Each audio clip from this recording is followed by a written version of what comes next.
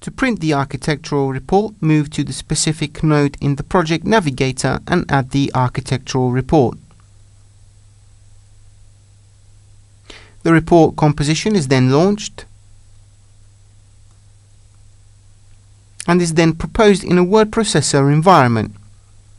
Here we can make whatever modifications we feel necessary, editing text or adding further content.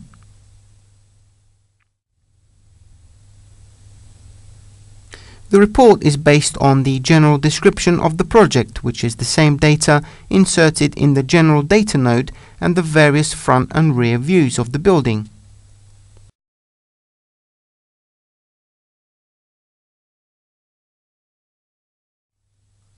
Here we can also print to paper, but we can also save it as an RTF format file.